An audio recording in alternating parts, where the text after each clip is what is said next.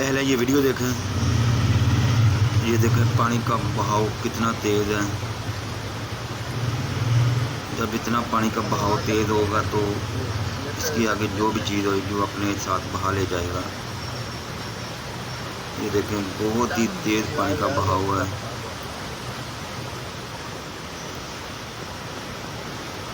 ये रोड था, जो रोड के ऊपर पानी आ चुका है। गाड़ियां बीच में फंस के रह गई हैं।